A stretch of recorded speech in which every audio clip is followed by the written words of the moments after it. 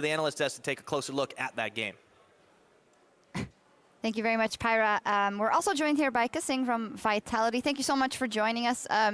Definitely knowing that that last game you played versus UOL was very chaotic. Is there anything you want to say about it now that you've had some time to think about it before we get into this? Or just like to say chaos style. Yeah, chaos. Well, we definitely saw it. Let's keep it in this game. Also chaotic at times. Let's take a look at the picks and bans. Quite interesting as well.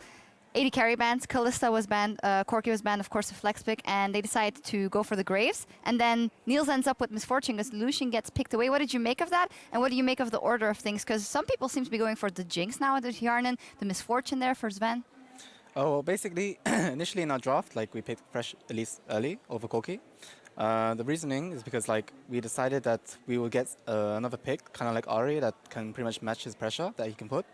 So then we thought we would pick like a scaling AD carry as well, which is like Jinx. So when it gets like mid-late game, we will probably win just because we will outscale them. But as you saw from the early game, like we got caught like a lot. So after that, it was just like really hard for us to even scale. And I mean, even though we were like a 0-9 deficit, and I think it was like 4 or 5k, we still managed to come back by making like a really good Baron core that kind of we sneaked. And overall, it was like really hard to get back into the game.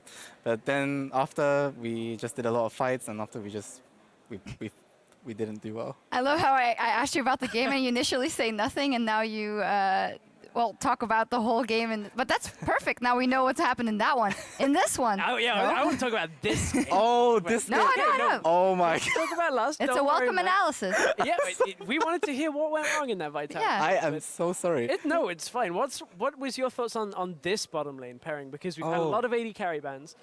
We see the Misfortune again for Origen. What's your thoughts on this draft? You can see it on the screen there as well. Oh, right. Okay. Sorry, I'm completely new to this. Well, first, as I can see, they first picked Alistar, Origen, and Giants took Elise and Lucian. It's okay.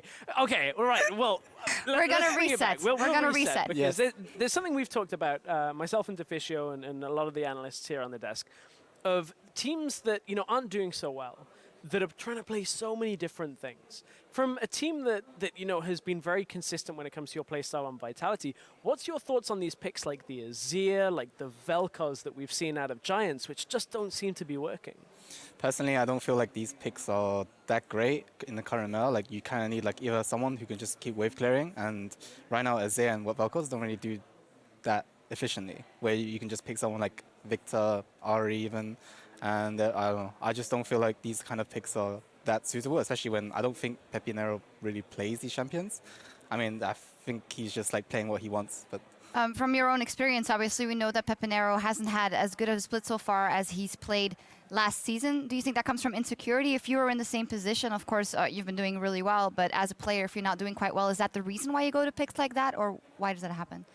I just feel if, how do I say, if you're like not going to do well anyway, or you think your team's not going to do well, you might as well just play a champion that maybe you find fun and maybe try to win that way. But as you can see, it didn't really work out. I think the problem is, we've spoken about this a couple of times on the desk, is that Giants had always seemed to be about Wirlib and Pepinero. Wirlib's now gone.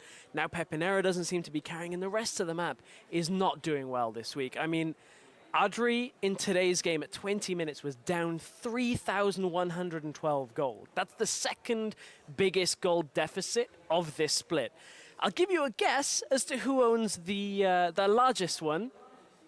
I won't let you guess. It was yesterday. It was Adri with 3,420. Like, bot lane is crumbling for the Giants. They can't hold anything together right now, and it has become such a problem. And like, I guess with the KaSing effect rejuvenating H2K, what do you think it takes to get a team like that back on the rails? Because you seem to make it work a bit last year with H2K. Well, either you sub him out, get another AD carry, or you actually try hard and actually improve. Because from what I saw this game, it's like, how do I say it? Audrey is, from what I know, it's even in the last split, it was like a player that if he didn't know what to do, he would just run down mid.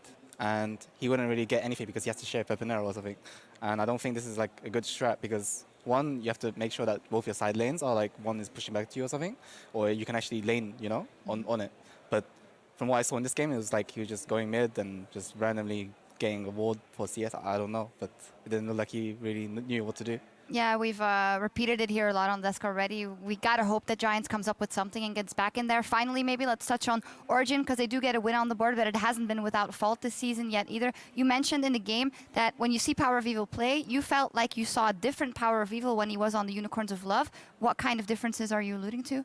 I just feel like Power of Evil, well, back when he was in UOL, he was much more, how do I say, he did more in team fights, especially as a mid laner, compared to the one right now that we see in Power of Evil in Origin. I don't feel like he's that comfortable as I saw he was in UOL.